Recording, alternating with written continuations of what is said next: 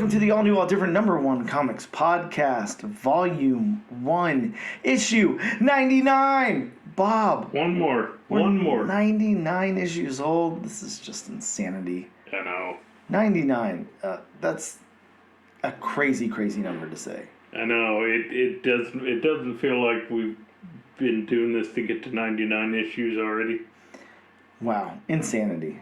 Just, the next one will be issue 100, and then... And then we start a new volume. Yeah, and then how do we go on from there, Bob? What do we do next? I don't know. We have to do we have to do the podcast backwards, I think, or something, or yell the whole time. Maybe we'll whisper. We'll do an ASMR volume. I thought of this... welcome to the only... I thought of this the other day, and it would get very annoying very fast. Mm-hmm. But we do the podcast where... we go back and forth, like one person says one word, one person says the next word, one. God. But again, that would get very annoying very fast, and I'm sure we would screw up many, many times with that issue. Well, I definitely would, but yeah. Either way, we are your weekly comic book podcast. We cover first issue comic books here on the all-new, all-different #1 Comics Podcast. We break down the story and arc, give it a review, let you know if we think you should move on to issue number 2 or not. We also talk comic news sometimes, as well as what's new at comic book shops this and next week. I'm Dan, that's Bob. Say hello, Bob. Hello, Bob. Bob, what book are we covering this week? From the House of Ideas, Marvel Comics, we are covering the all-new Venom. All new, all different, #1 Venom. That's right, Bob. All new, all different. That was a few years ago. Yeah, they stopped doing that. We do that, though. Yeah, we do that. Well, we'll take a quick break, and we'll be back to talk some comic book news.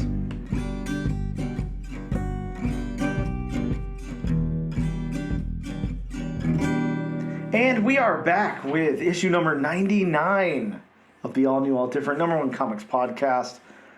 Bob, it's comic book news time. As you know, there's really, seriously, no comic book news this week. Yeah, I was going to say, what comic book news? None. We're going to be scraping the bottom of the barrel here. But we did just get an official announcement that Jeremy Allen White of The Bear will provide his voice for Jabba the Hutt's son, Rota, in the Mandalorian and Grogu movie.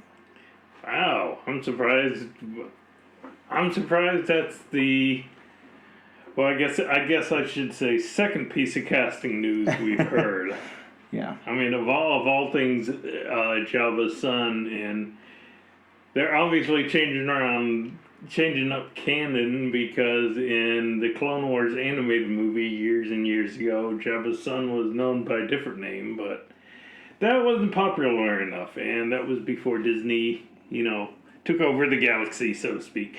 Is it possible that Jabba has 2 sons? He's only got the 1 son? Possibly have 2 sons. God, I would hate to be the mother or the wife. Yeah. I'm not gonna go there. Yeah, laying with Jabba. Yeah. Bob, I feel like that's a fanfic book that you can... why not? No, I don't want to write that book. 50 Shades of Grey, 50 Shades of Jabba. Now you're giving me bad mental images. Yeah, that's probably not too great. I'll take Ewoks over what we're talking about any day. Ewoks for 100, Alex. So Bob, if you want to grab the first appearance of Jabba's son, Rota, am I saying that correctly, Rota? I'm guessing. Okay, well, Rota, this is what I'll say. You can go pick up a copy of 2023's Dark Horse Star Wars Hyperspace Stories issue 6. Go ahead and snatch those up. I'm sure they'll be worth $1 million one day.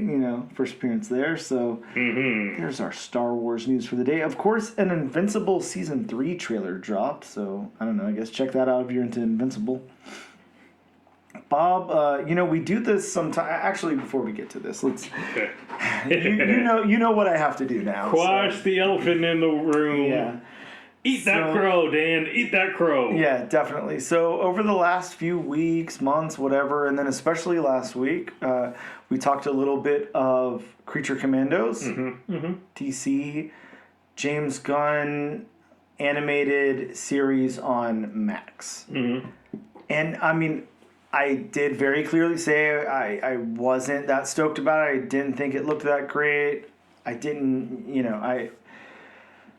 whatever. I have since watched the first 2 episodes that dropped, and I'm what's the word, Bob? What can I say? I mean, not man enough, but I'm whatever enough, to say.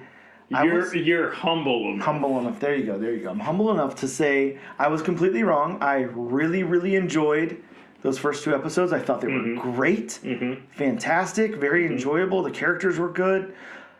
Some of the stuff I didn't like about the Suicide Squad movie, I feel like translated over really well in animated form instead here. Really liked Weasel, all that stuff. It was very enjoyable. I must say, I had a great time watching it. I'm really looking forward to episode number 3. Your favorite character is G.I. Robot, isn't it? Oh, hell yeah. I mean, hell yeah. How could it not be? That's just a robot that wants to kill Nazis. That's his whole mission. Super and thinks fun. Everybody might be a Nazi that needs killing. Super cool. Yeah, man, I really, really dug these first 2 episodes a lot. Had a great time watching them. If the rest of the series is going to be anything like those 2, then hell yeah, I'm completely on board. And it's some really good voice acting. Yeah. I mean, of course, Alan Tudyk does good in any animated show he does, but I mean, he makes Dr. Phosphorus a cool character. Yeah, everybody works really well in this, and you and I had a little off-air conversation about the Frankenstein and Bride of Frankenstein stuff that goes on in this show, and just wow, this is good. This is very, very good. So, as I said, I'm very prepared to eat crow, put my foot in my mouth, whatever the sayings are, I stand corrected. Yeah, it's definitely not as good as Harley Quinn. Okay. Because, I mean, I don't know how you felt, but I think Harley Quinn is the best animated series out of anyone that DC has brought out lately. I mean, I will say I think it's better than Kite Man. I don't know if you've ever watched. No, I never watched Kite Man. That. Yeah. But I think it's better than Kite Man. Kite Man tried too hard to be Harley Quinn. It kind of tried to bring in too much of that humor, and I mean it worked with Harley Quinn, Poison Ivy, but I didn't think it worked as well with Kite Man and those players. But yeah, I mean I really like Creature Commandos. I mean it's directed by Sam Register, the guy who's pretty much the director who's pretty much done most of the DC animated features. So yeah, I mean it's really good so far. Yeah, this is I mean I just completely agree. It's very, very good. And it's interesting too because like I said, we already know I don't like the Suicide Squad movie. Right. I really don't even like Peacemaker. I'm not very big into that. It's just not my thing. But this is good. So here's to some more hope for Superman.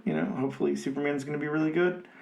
Another thing that I wanted to talk about, Bob, was something that you had asked me about before, and you asked me if I was watching The Penguin, and I was not.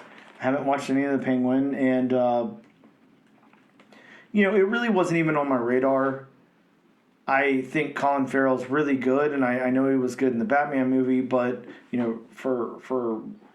I hear he was good in the Batman movie. I never made it far enough to really see any of his stuff, but this just wasn't something that I was like really interested in seeing. Yeah. For one thing, it's coming out of that Batman universe, and two, it's a mafia thing, which I'm not traditionally into. But I kind of like went on this kick the other day because they said, I sat down and watched the Creature Commandos, and I really liked it. And I was just, I was kind of bumming around, and I was like, I need something else to watch. These episodes flew by. Let me sit down and watch something else. Yeah. And I said, okay, Bob's been telling me to watch The Penguin. Let me give it a shot. Let's see how it is. And although it's like you have described, it's a pretty slow burn and all of that. Well, I mean, it's different than the Batman, but I mean, it's still in that same universe. So I mean, that's to be expected. Yeah, but I'm really enjoying it as well. I'm on episode 8. I'm having a really good time with it. It's really building up the character and the character's motivations and backstory and everything. Stuff that I don't know enough about the Penguin to know if this stuff was around before and this is adapted, or if it's created just, kind of in the show or whatever. But the writing's fantastic. It's done really well. It's almost like, I mean, it is. It's like you're taking something like Goodfellas or something and giving it like, I mean, so far there's not really been anything fantastical in it up to the point where I'm at. I'm sure it has to get there in some regard, but yeah, I am totally digging it. It's a lot of fun. Do you think his portrayal is better than Robin Lord Taylor?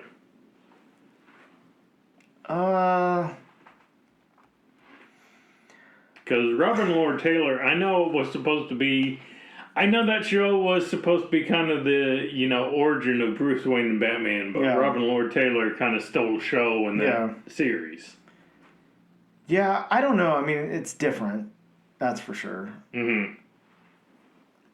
Good question. Maybe let me finish out the season before I answer. Yeah. Let me give it a full fair shot before I say one way or the other. And I gotta say, it's still weird thinking that's Colin Farrell. Oh, yeah. It really is. I mean, it looks nothing like him. They do such... I mean, granted, I know he's wearing a suit, but suit aside, I mean, just the makeup and the prosthetics they give him, it is just so hard believing, okay, that's Colin Farrell. Yeah. Yeah, completely. Yeah, crazy. But yeah, it's a lot of fun. I'm happy that I started watching it. I'm happy I watched Creature Commandos. So... Again, prepared to eat crow, DC, the DC Cinematic Universe, whatever it's supposed to be called, looking pretty good so far. And you were right, actually. I'm sure you picked up on this, but I guess Suicide Squad was supposed to be one of the first starts to this new universe, because they do make the reference to Rick Flag's son dying in Corto Maltese, which anybody who's watched Suicide Squad knows that's where Rick Flag dies. Yeah. So yeah, it ties in completely. Yeah, man, I feel bad that that's their first movie or one of their first movies, because it is terrible. It's a horrible movie, but. The stuff that's come out afterwards, pretty damn good. So yeah.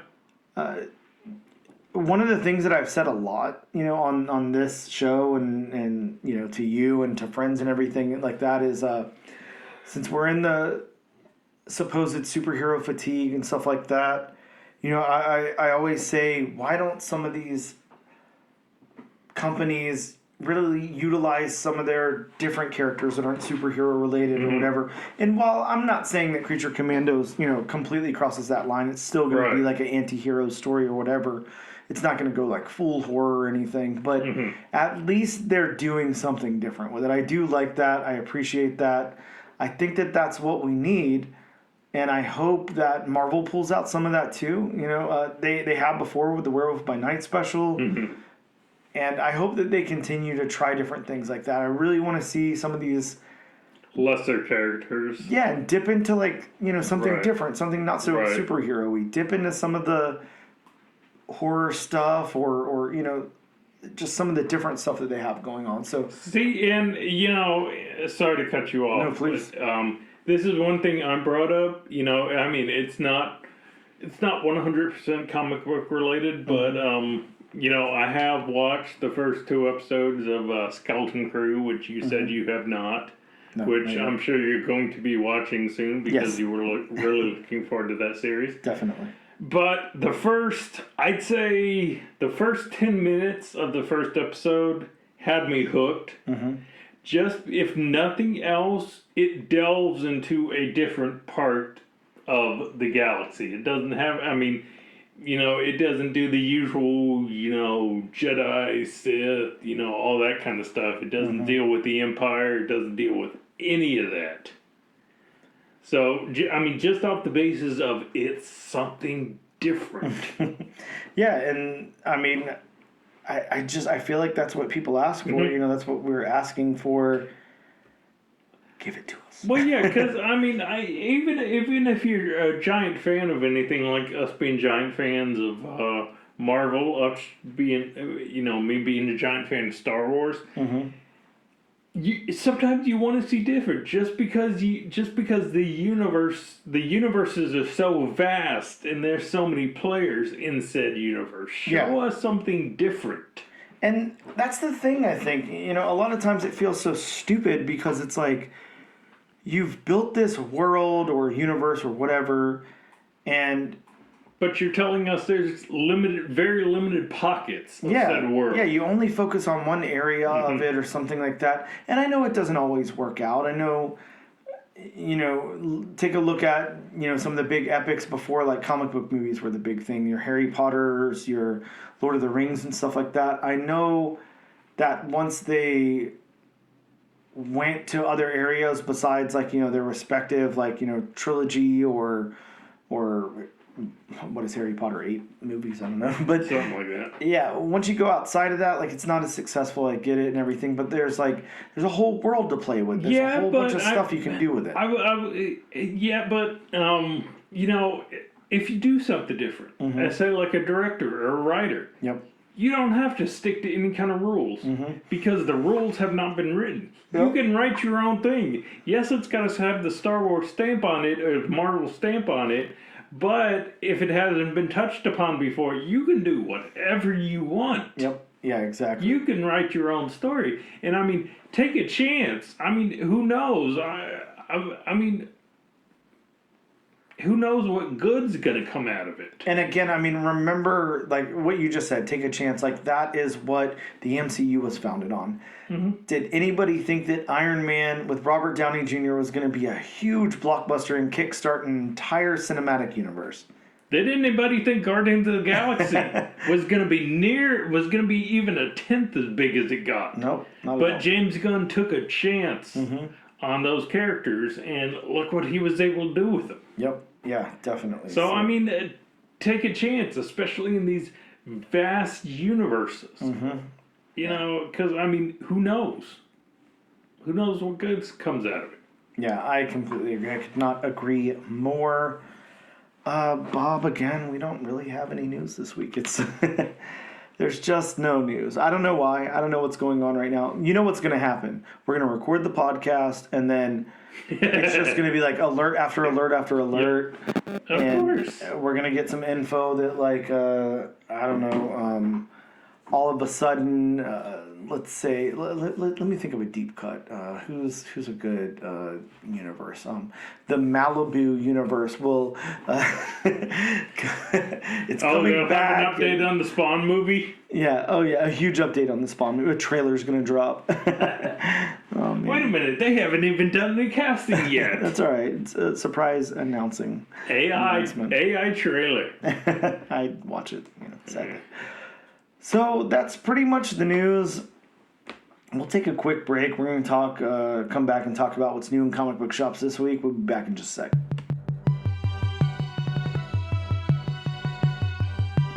Hello and welcome back to the all-new, all-different #1 Comics Podcast, Volume 1, Issue 99. Bob, it's time to talk about some new comic books that dropped in shops this past week, December 4th. Hit us with some new books. Bob, from Detective Comics, we got Absolute Superman, issue number 2. That's right, issue number 2 of Absolute Superman has dropped. It's got the introduction of Absolute Peacemaker Christopher Smith and the origin of Superman's cape. Okay, Superman's so. I mean, I guess Doctor Strange gets a cape that can think. So hey, why not Superman? Yeah, why not? Also from Detective Comics, Bob, we've got Action Comics, issue number 1078, the first appearance of Concept, an interesting concept. That's Concept with a K. That is Concept with a K. Because it's cool. KOOL, like the cigarettes, Bob. Next up from Marvel Comics, all new Venom number 1. Of course, the book we're covering this week, the premiere issue of a scaled-back, Earthbound series featuring a mysterious host of the Venom symbiote whose identity will be investigated by Dylan Brock. Who will it be? Find out next week on All New Venom. It's gonna be Archie, we all know. No, it's gonna be Mr. Smith. Speaking of Archie, we've got Archie's Christmas Spectacular 2024 Christmas Special featuring recently introduced Sabrina villain Amber Nightstone. Back over to DC Comics, Batgirl issue number 2 with the first appearance of Keldon, the Unseen, the leader of the Unburied. How do we know if he's there if you can't see him? You just got to take the writer's word for it, Bob. Oh, okay. Dark Horse, we got Christmas 365 issue number 1. A tragic and challenging year for a family prompts the father to accept the wisdom of a Santa Claus at his local mall and hatch a plan to give his family the best year ever, one Christmas at a time. That sounds very ominous. Yeah, it does. Nothing can go wrong with that. Bob, of course, from Steve Orlando, friend of the show, Conquest 2099, issue 4, first appearance of Ghost Spider 2099. I know you'll be picking that up. Yeah. That's Conquest with a C, not a K. Very true. How about a little, anthology series from DC? We've got DC's Batman Smells Robin Laid an Egg. Best name for a comic ever. Right? It's holiday stories, Bob. You got to pick one up. And speaking of holiday stories, we've got Dread the Halls, issue number 1 from Image Comics, an anthology of stories over there. Now, here's a book I've been hearing lots of really, really good things about, but I've not had a chance to check it out yet. From Image Comics, Juvenile number 1. Not the rapper, but the book Juvenile number 1. In a future where a deadly virus kills everyone upon reaching adulthood, teenagers are confined to medical facilities until a mysterious new patient arrives and reveals a shocking secret. The virus isn't killing them, it's giving them telekinetic abilities that the adults are desperately trying to suppress. Very interesting. Yeah, I mean, that's like 70s sci-fi movie all over it, right? Like, yeah. I don't know. Or possibly Stranger Things. Oh, yeah. True. How about Mad Cave, Bob? I know you love Mad Cave as a publisher, one of your favorites. This is Long Cold Winter number 1. In the not-too-distant future, the air on Earth has become unbreathable while an ex-soldier fights a major corporation that provides clean air, attempts to save a robot child, escape to the congested city. I mean, it sounds too much like real life, so I'm a little, I don't know. There's a lot going on there. Yeah. Back to some anthologies, Bob. We've got Marvel Holiday, Tales to Astonish. And another holiday special from IDW, Monster High Holiday Hunt, number 1. From DC Comics, Shazam, issue number 18, the first appearance of the Successor. Okay. Dynamite brings us Thundercats, Apex number 1. The identity of Apex is revealed here. I'm very much looking forward to reading my copy. Bob, what do you think? Do you think they're really going to reveal the identity, or do you think it's going to be another all-new Venom scenario? We've got a bunch of Thundercats in the room, and they're like, I don't know, who is it? Who's Apex? It may start out on it, but if they actually say in the description that it's going to be revealed and this is the one shot, then it may start out as like a whodunit, but I think by the end they will reveal who the Thundercat and the Cloak is. Bob, we've also got from DC Comics Two-Face #1, first appearance of Lake Cantwell, the assistant to Harvey Dent, the introduction of the White Church, an underworld courthouse. And this one's about the two personas of Harvey Dent exist uneasily with one another as the attorney attempts to resolve conflicts of Gotham's weirdest and most dangerous criminals. Sounds like an interesting one. Last up, we've got X-Force #6 from Marvel Comics, the first appearance of La Dablia, I don't know. Diablo. Sure, Diablo. Sounds right.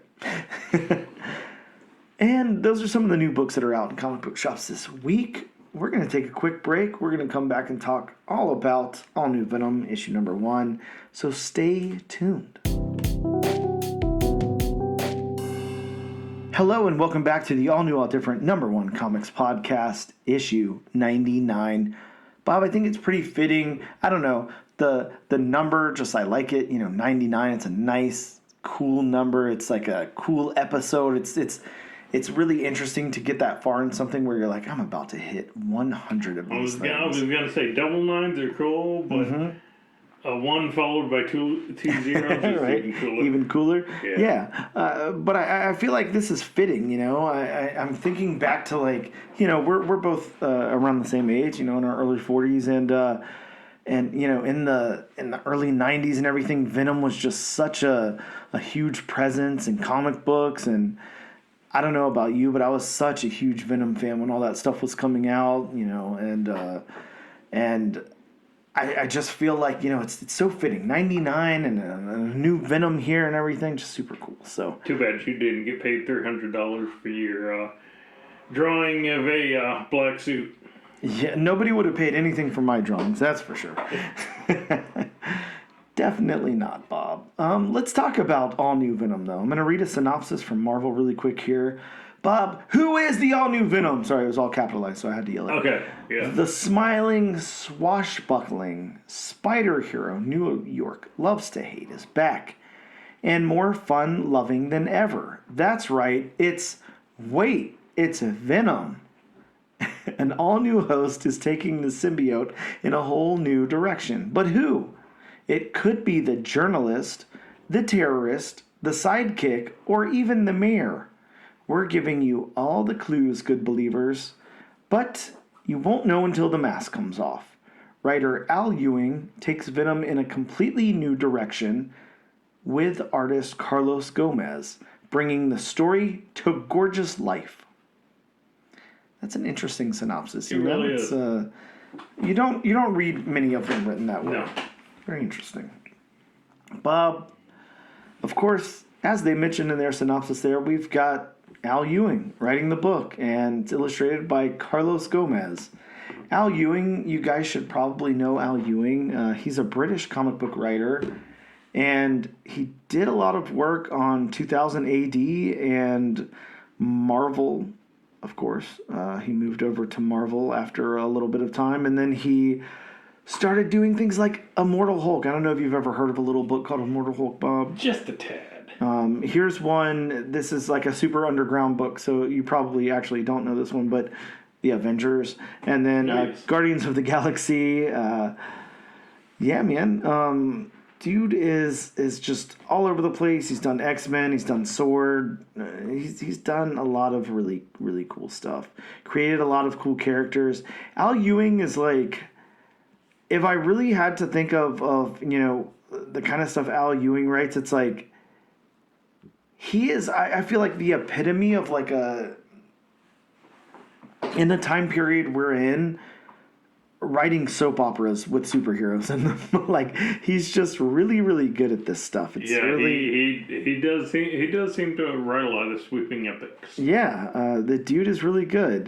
But we've covered him before. He did Ant-Man. He's done just a lot of different things. Some really, really cool stuff that I don't know. I'm sure You guys have read tons and tons of it. Let's talk about Carlos Gomez for a second after I get back over to Carlos Gomez's League of Comic Geeks page here. So, Carlos Gomez, the artist here, he is an artist for Marvel Comics, so an exclusive artist there. And he's worked on Force Works 2020, Alpha Flight, The Amazing Mary Jane, America Chavez, Made in the USA. He's done tons of work on Amazing Spider-Man, Black Widow, Black Cat, done a little bit of fill-in work on Fantastic Four, Gwen Stacy, Bob. He's also worked on the Drenison Files over at Dynamite, so I guess he wasn't always exclusive, but Miss Marvel, Secret Wars, Sinister War, I don't know, the guy's all over the place. He's done some Wolverine work too. Again, pretty prolific over there at Marvel for sure. So I'm going to go over my synopsis, and you're going to see just how disjointed it is. So be prepared. We expect that, Yeah, I don't know if you expect this one. Bob, all new Venom opens with a court hearing. Madam Mask is a suspect being held in a clear cell. Next, we see Luke Cage, who is suspect number 2, and he's talking to Robbie Robertson, who is suspect number 3. Rick Jones shows up as suspect number 4, and then Dr. Harlan, the head of AIM, takes the stand. But as Andrew Forson, AIM's one true leader, shows up and causes a huge disruption in the courtroom, Robbie and Rick flee while Luke Cage stays back to fight. Luke jumps from a window. Forson turns to notice Madam Mask is missing with a hole in the floor of her cell. Venom then shows up. A fight breaks out between Venom and Forson. Venom takes off, and then Rick, Luke, and Robbie show back up, all commenting on how they, along with Madam Mask, have no alibi for missing while Venom showed up. Over to the epilogue, we see Paul Rabin with Mary Jane in her jackpot. I don't know what I was going for there. Blackjack, I guess. In her jackpot persona. The two talk until MJ is summoned to the other room by Dylan Brock, since he found out someone else has a symbiote, and he's going to do whatever it takes to get it back. And that's the end of the story. Bob. It wasn't that disjointed. Yeah, it was a little disjointed. A lot happens in this book. This is filled with intrigue and adventure. And like I said, Al Ewing is great at writing a comic book soap opera. So, how did you feel about the story beats here? I thought the beats for as localized as it was. Yep. I thought the beats moved very well. I mean, I didn't have any hiccups or anything. Yeah, I completely agree. I mean, it just went. It completely just went for it. It was a very, very interesting. Al is great at writing those kind of stories where you don't obviously this is all spinning out of Venom War and all of these different things. There's callbacks to Spider-Man, other books, and even Immortal Hulk, like we talked about. But the good thing is Al is a good enough writer to be you really don't have to know any of that stuff. It doesn't matter. Right. I don't know about you, but I have not been following Venom War. I just haven't had the time to really get into it. So I was a little scared at first. I was like, this is directly spinning out of that. I don't know what's going on over there. Only the little bits that I hear, here and there. And it didn't matter at all. So, yeah, I think the story beats, and to be expected because it's Al Ewing, but it's smooth. It's very smooth, seamless. Now the dialogue. I'm going to say I'm very familiar with Luke Cage. I've read lots of Luke Cage stuff and lots of, team stuff with Luke Cage on it. I, of course, am familiar with Robbie Robertson. He's been around in ASM forever, especially after, Jonah quit the Daily Bugle and everything, and he took over for a while and all of that kind of stuff. I'm not too familiar with Rick. Yeah, I'm not too familiar with him either. I do like that scene where he's just sitting on the bench. He kind of feels dejected, and he runs down all the characters he's played. He's played He's been a Hulk. He's been an Abomination. Yep. You know, he's been a wannabe Bucky Barnes. Yep. Mm-hmm. Yeah. I mean, he just says it like, I've been a Hulk. I've been an Abomination. I've been a wannabe Bucky Barnes. Yeah. And I'm really liking the character. I'm liking his dialogue. Yeah, I would say, this is a pretty balanced book for me because I'm really familiar with like about half. And then the other half I don't know like a whole lot about it. I don't know their voices well enough. Some of the AIM stuff I get, a little confused on and all of that. But I will say the dialogue works really well here. Yeah. Just looking at it, I was initially, kind of like, all right, this is going to be a little dialogue heavy and all of that. But I think it's very well balanced with the action. And I'm going to be quite honest with you. I've never felt like I've read an Al Ewing story and thought that it wasn't kind of dialogue heavy, but I think that it always works for the story that it's in. I don't ever feel like there's unnecessary stuff in there. I was gonna say I think the pacing on pretty much everything Al Ewing does. I think it moves along fast enough. There's enough action, all that kind of stuff. Where I mean, it is a little more dialogue heavy, but it's not like the dialogue weighs it down. Yeah, certainly. Yeah, it's very. Yeah, he definitely knows what he's doing with the dialogue there.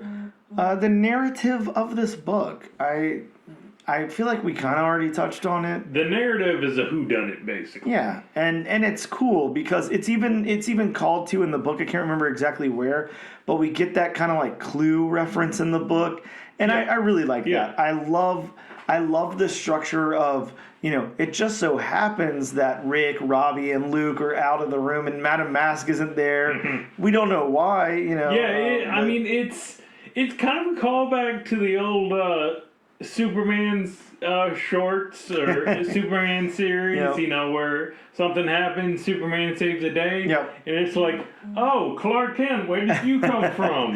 Oh, you were gone this whole Superman. You always miss him somehow. Damn. Yeah. Wish I could get you two in the same room. And I mean, there's enough clues where it's like, oh, I think it's I think.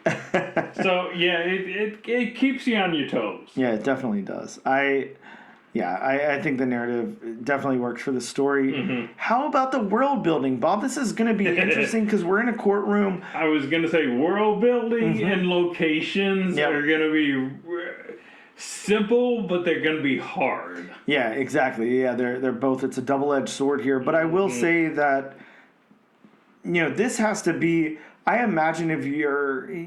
I try to imagine whenever I do these things like. If I was the one writing it or whatever, if I was skilled enough like Al Ewing to write a story like this. And I think that it's got to be very interesting to try to flesh out a world with this many kind of conflicting characters and characters that would get along and then like put them in a situation like this. And yeah, I think that the world building is done really well here. I again, though, it's almost like, sometimes you have those writers or artists where you're just like, look, it's going to take a lot for you to, not do a good job at this because you always do such a good job at this. And that's kind of how I feel here. It would take a lot for Al Ewing to mess this up because he really just kind of knows what he's doing. He's a really good writer and really good at ensembles and making it to where I think a lot of, like, one of the big pitfalls whenever you have, like, an ensemble cast and stuff like that, especially in a stressful situation, is you start to turn people and you start to have in-group fighting and everything. And while I do think that that's realistic and that happens, it's not always super enjoyable to read on the page because it's predictable and it's the same thing. And he definitely doesn't do that here. It's more of a... It's just written differently in a different perspective, and I really liked it. Well, not only that, but I mean, when you have an ensemble book like this with an ensemble cast, voices and characters can get lost. Yeah, for sure. I mean, they can get overshadowed. And I don't feel like anybody was overshadowed. I feel like everybody got their equal share in this. Yeah, I completely agree with that, and I think that it's so cool how, of course we have Rick, we have Robbie, and we have Luke, and they're kind of, in this little pocket as these characters, that we're kind of focusing on. We have Madame Mask, but she's not saying much yet, and or if she even will, who knows? But I really like the way those three interact. I think that it's just it's cool. It's a lot of fun there. Every time that they're together talking, through panels and stuff, I liked it. Thought it was really cool. I thought it was great. Let's run over to the art, Bob. What about Carlos's characters here? It's interesting because, again, we're seeing these as, mainly just people other than, the AIM suits and and then Venom, a little bit of Madame Mask, that we get in some still images, but we're just kind of seeing people. How did you feel about the character art? I like the character art. Mm-hmm. I didn't really have a problem with it. The close-ups were good. The distant shots were really good. Yeah, the characters are done very, very well here. Carlos obviously knows what he's doing and is very comfortable illustrating these characters. Bob, this issue, just like every other issue that we cover, we have to talk backgrounds, because backgrounds are, as you know, very, very important part of a comic book. They, can either prop up what's going on or bring it down.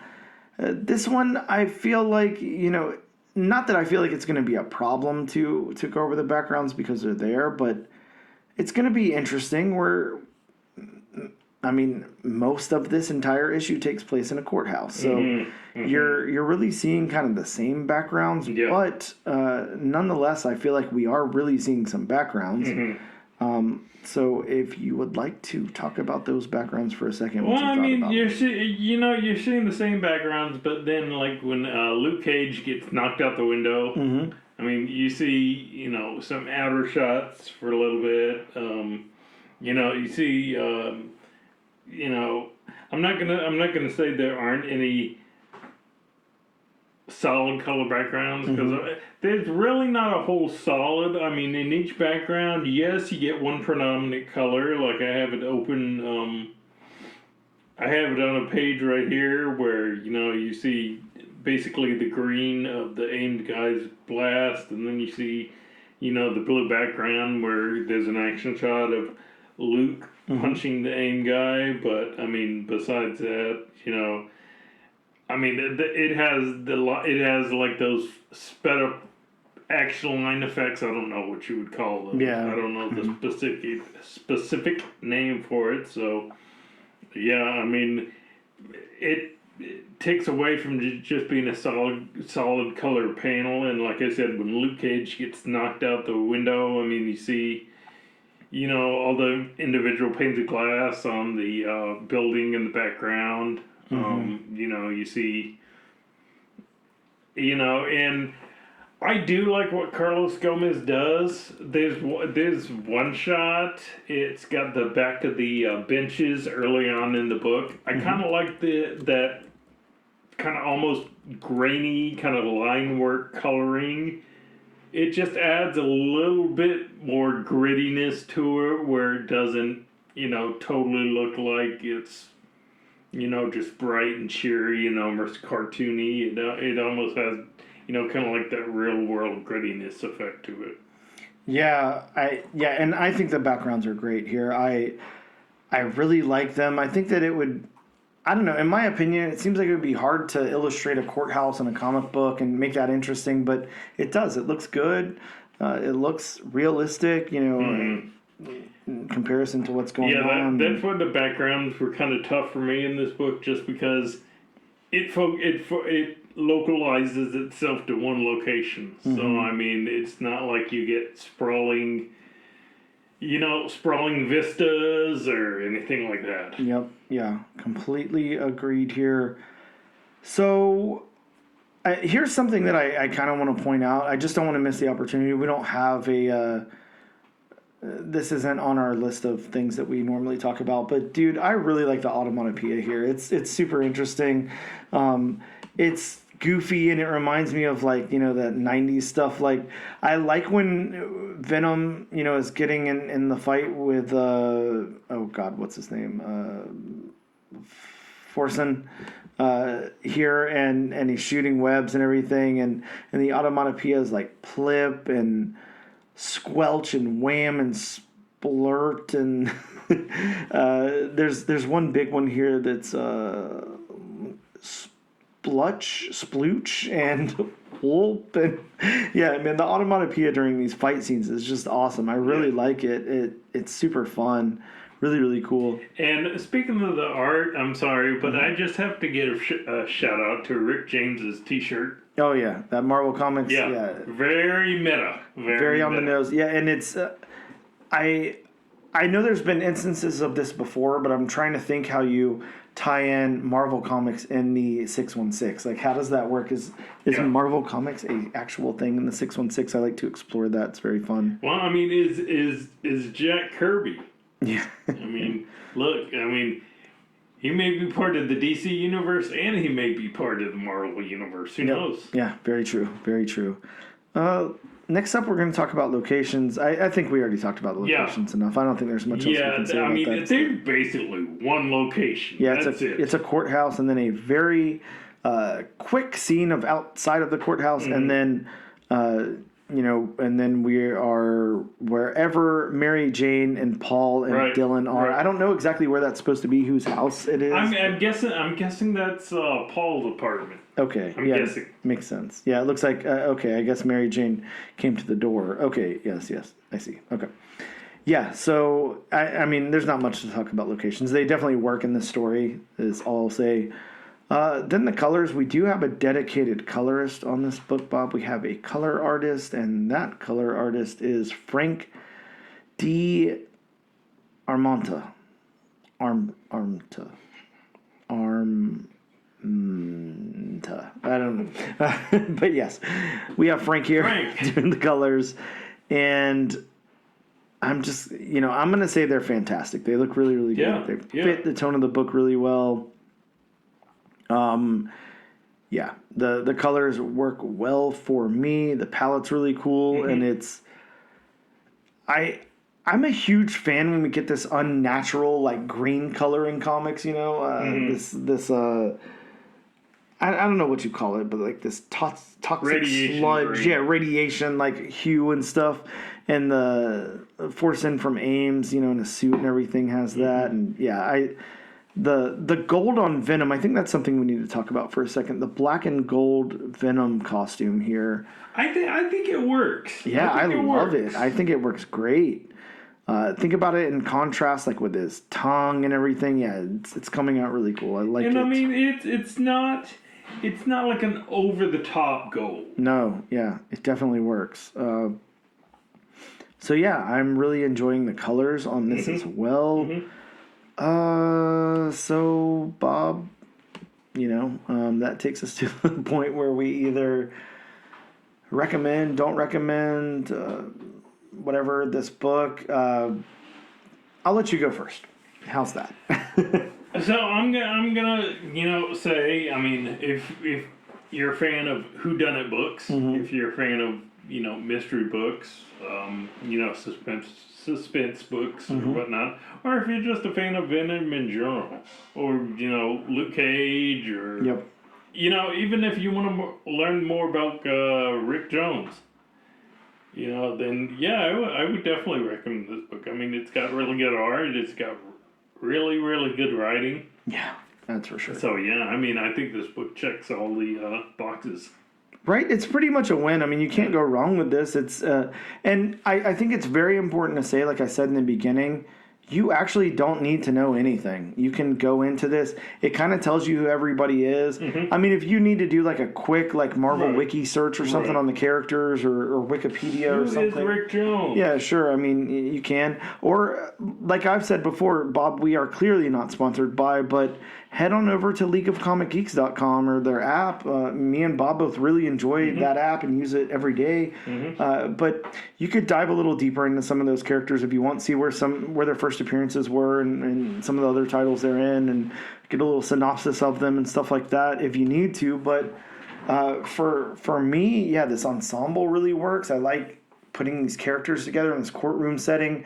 I always, as afraid as jury duty as I am, of getting jury duty and having to serve in jury duty, I really like courtroom stuff. Like I'm kind of, 12 Angry Men style and stuff. Like I like that kind of thing. It's Would really you like interesting. this courtroom stuff? I wouldn't like to be in this courtroom, that's for sure. But yeah, I think that this definitely has something for everybody, and it's a really easy read. It's a lot of fun. Definitely, pick up if you like Venom, if you like knowing what's going on, Spider-Man adjacent, and all of that. It's kind of fits nicely into that universe with Paul and of course Venom, Mary Jane. One character I feel like is super underutilized, is Luke Cage, and I like that he's, kind of front and center here in this book. I like the introduction of Madame Mask here. I think that's really cool. I'm trying to think the last time that I really thought about Madame Mask, and I don't know. I don't know when it's been, but yeah, I like her here. Yeah, this is definitely a win all around. Al Ewing really does a great job writing this book. It's really fun, and it's really well done. Carlos does a wonderful job illustrating it. Frank does a wonderful job coloring it. Mm-hmm. Clayton Cowles does a great job lettering it, with all that automatopoeia and everything that's in there. It is a very fun book, and I absolutely suggest you guys check it out for sure, 100%. Bob, I am going to do something a little different, and, usually this is the time where we say goodbye for a break, but I want to ask you this, just so we have it out there in the ether. Do you have any thoughts on who it could be? It's funny you mentioned that, because I was thinking the exact same thing before we went to break. Man, 99 episodes, and right? as far as comics are on the same wavelength. So I don't know about you, but I think it's going to be Madame Mask. Okay. And the big giveaway for that is the coloring of, the outfit. Yeah, the coloring definitely tracks. Since she has the gold faceplate, I would think that, if she got infected or if she got bonded to the Venom symbiote, then the color of her, mask would just go down to the Venom logo. Yep. So, Madame Mask is my vote. Yeah, and that makes tons and tons of sense for Madame Mask to be the new Venom here. Mm-hmm. I don't know. Again, I don't know enough about Madame Mask. I know her name's Whitney Frost. Wasn't she married to Tony Stark, or they dated for a little bit, or? I'm sure. Of course, who hasn't Tony Stark dated in the MCU? Yeah, very, very true. Yeah, this one's going to be hard for me because I want to go out and say I'm really kind of hoping that it being Al Ewing, he takes, does something like crazy. And I was looking for clues throughout this book. I will say that. I was looking for clues, and I'd honestly be happy with no matter who it is, even if it's any of the core members here.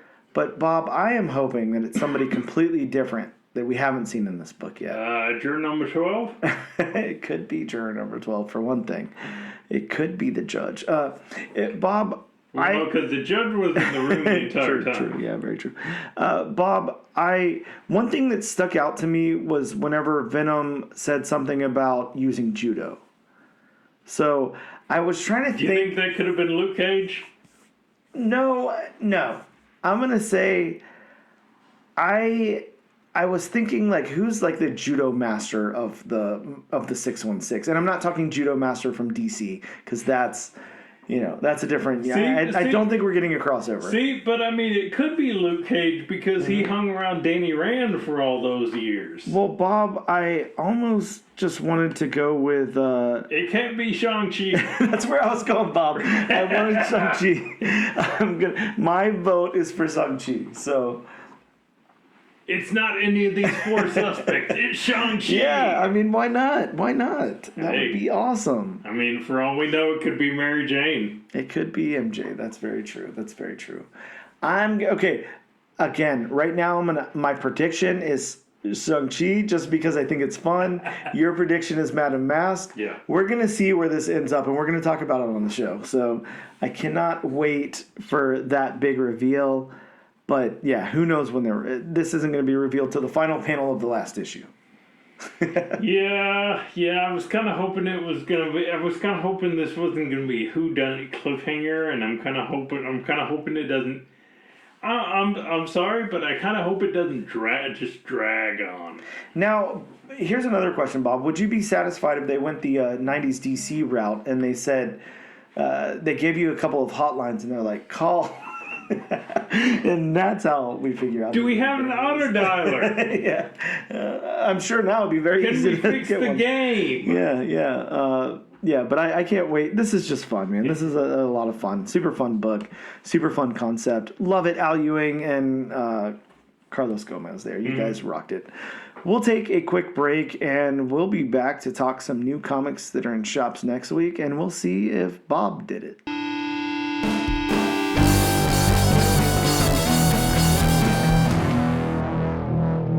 Hey, and we're back with the all-new, all-different #1 comics podcast, issue number 99. Bob, it's time to talk about comics dropping in comic book shops next week, December 11th. Drop it while it's hot. Ooh, there's a nice callback. I like it. Bob, of course, before we do that, it's disclaimer time. Welcome to disclaimer time. Don't get sentenced to a life sentence for disclaimer time with Bob. Yeah. I don't know. I mean, that works. But, like I say this and every other week, these are just a few of the books that may or may not be coming out next week. I'm using air quotes. I know nobody can see them. I mean, I can. They're implied. Well, I can confirm Bob is using air quotes. They're implied. But if you want a more in-depth list on stuff that may or may not be coming out, call your local comic shop. Yep. Like I always say, please and thank you go a long way in this world. Manners, I agree. Yes, manners. And then you have all the other avenues: Harry Potter Owl, John Wick Tube System, very long can on a string. Oh yeah. Do you have anything to add this week? Yeah, I mean, not really. This week is pretty simple. Like I said, I've been watching The Penguin, so if you really want to know what books are coming out, you could just send a car with a bomb in the back, and just instead of the car blowing up and hurting anybody, what could happen is the horn could start beeping really loudly, and then a note could pop out that says, please let me know all the comics that are coming out. So it would be annoying, but no one would get hurt. That would be a very intricate way to just figure out what comics are coming out next week. I mean, hey, it's worth a shot. That and once the car starts beeping, you may go to jail. I mean, I'm just saying. Hey, well, I'm just saying. So, and if you want a more in-depth list, you can always consult elsewhere. I mean, there's a lot of other, avenues. There's a lot of other, resources you can use to find out. These are just a few of the books coming out next week. Sure. Starting out the list from Marvel Comics, aka the House of Ideas, we have Alien Paradiso #1. Bob, here's one that I'm kind of interested in because I'm not an Alien guy. I've never really watched those movies, been into them. They're fine. Like, I love horror sci-fi, but I think that I was a little too young when it was coming out, so I just never got into it. Never ended up going back and becoming like a huge fan. But I will say this 5-issue series tells the story through the eyes of a xenomorph. So that's super interesting. I wonder how that goes. Yeah, that is. I mean, so are we going to see every small movement of the xenomorph through its eyes? Yeah, very, very interesting. I like this concept. So. Yeah, I like the concept also. Coming out next, from the House of Ideas, we have Amazing Spider-Man number 63, and you are going to have so much trouble with this. I see it on your face. Yeah, man, this one's got the first full appearance of Sirios, a scion of... Sidorak. Thank you, Bob. Thank you for that. Sidorak, of course. So elegantly said by Bob. Thank you. Next up from Detective Comics, the redundant comic book company. Is a little redundant. We have Batman Dark Patterns number 1. Batman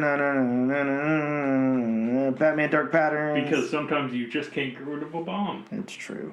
Bob, this one's got the first appearance of the Wound Man. I don't know what that means, but He's got a bunch of wounds all over him. Yeah, maybe he's got a giant wound. Maybe he inflicts wounds. I don't know.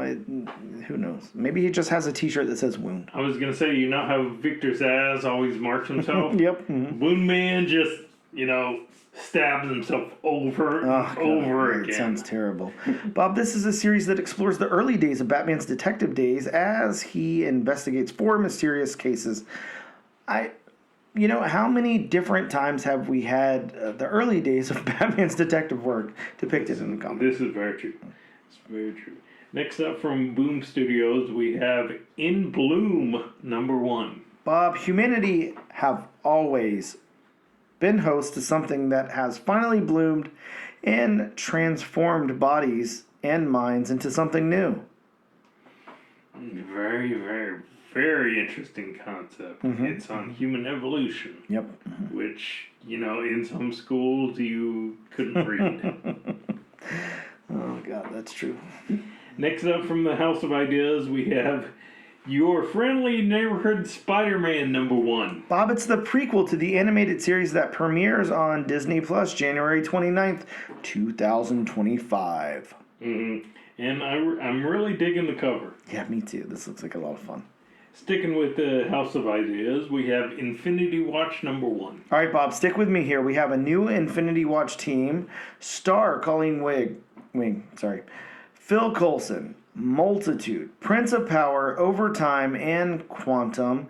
And this has got the first appearance of the Aperian Infinity Stone Bearers from another dimension. Oh gosh. Alternate versions of Infinity Stone. Yeah, man, I have no idea what I just read, but I'm all You read a thing. Yeah, I did. Next up from Marvel Comics, we have Lord Kenny, Wolverine number 1. The premiere issue of a series that leans into Kenny's assassin background, where she will hunt down oppressors of exploited mutants. So she's like the Punisher from Mutant Kind. Yeah. Very interesting. True.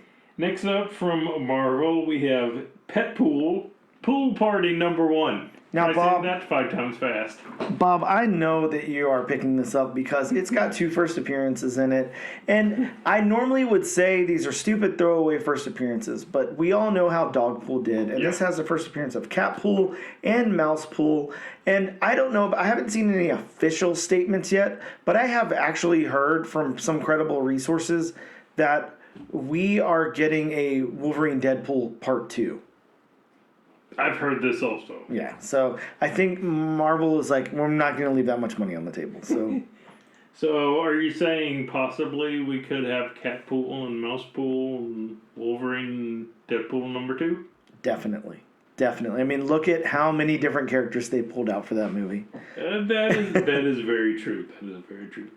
Going back to the comic book company with just 3 characters. Yes, I'm talking about the Holy Trinity. Not that Holy Trinity. We have Superwoman Special number 1. Bob, this one has the origin of Lois Lane as Superwoman. Mm-hmm. Next up, from a company that doesn't really make its way onto my list very often, from Distillery, we have Through the Bows, a Yuletide Offspring number 1. Now, I'm rubbing off on you a little too much here. This is an anthology of holiday stories. Bob, I agree with you. I like the stuff that it sounds interesting, the stuff Distillery's putting out, and I want to like it. I cannot get behind that format. I hate the magazine style. Yeah. I just who wants to deal with having to store books in a different box? We're already so pressed for long and short boxes, and now I've got to get a different size and different size bags and boards. And yeah, I was gonna say, I don't know about you, but whenever I pick up my comics from our local comic shop, Gotham City Limits. Just so many people complain about the magazine size comics. I mean, it's just who wants that? Yeah, I know exactly. I mean, again, like you said, we're talking about different size bags and boards, different size boxes, all that kind of stuff. So, yeah. Next up from Marvel Comics, we have Ultimate Universe 1 Year in #1. Now, make no mistake, Bob. This is going to be a book that everybody is going to want to pick up. We've already seen quite a bit of heat from the first appearances of these characters in the new Ultimate Universe, and this one's got the first appearance of Ultimate Wolverine, and it's got the introduction of Ultimate Nick Fury.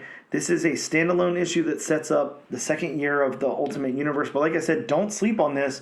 It's got that first appearance of Ultimate Wolverine. And if you think, like we all did with Ultimate Spider-Man, there's no need to grab like a few copies of this or whatever. There's already been an Ultimate Spider-Man. This won't be that big of a deal. I mean, go back and look at the prices of Ultimate Spider-Man #1 for this volume. Pick this up. And rounding out my list from Marvel Comics, A House of Ideas, we have Uncanny X-Men #7. Bob, an X-Title crossover, Raid on Gray Malkin Part 2. Don't know what the hell Gray Malkin is, but there's a raid on it. So, check it out. Bob, we've got 3 books on the wheel. Of course, brought to you by the lovely wheelofnames.com for all your wheel needs. Sponsored by... Thank you guys so much for all your holiday needs. Look, you've got a holiday party. You've got to figure out who you're buying a gift for, maybe what gift you're giving to who, maybe which holiday party you're going to go to, maybe which holiday you're going to celebrate, whatever. Whenever life gives you some random choices that you need to make, why not head on over to wheelofnames.com, plug them in there and spin the wheel, see where it lands. Yeah. Tell them Bob sent you. I mean, I sent you to wheelofnames.com for all your real needs. See, exactly. I mean, come on, Wheel of Names, get on this. You got a weekly sponsor right here is all I'm saying. I'm clicking the wheel, Bob. We've got 3 books on the wheel. Your Friendly Neighborhood Spider-Man, In Bloom, and Batman Dark Patterns. Bob, I can't believe this, but it looks like for a 3rd week in a row, we are covering a Marvel comic. Your Friendly Neighborhood Spider-Man. I know this was your personal favorite, right, when you saw it. Yeah. I'm excited about this one. And like I said, I think it's going to be our first, kind of all-ages book. I think this is, geared towards a younger audience. So I'm excited for this one. A little something different, But yeah, looks like we'll be headed back over to the House of Ideas for some new ideas in the Spider-Man universe. We will see you guys next time. As always, make sure you check us out on social media. We're on TikTok, we're on Instagram, we're on X. I don't have our handles in front of me, but you know where to find us. We are the all-new, all-different #1 Comics podcast. Hey, you can also check us out on YouTube if you want to, listen in a different way.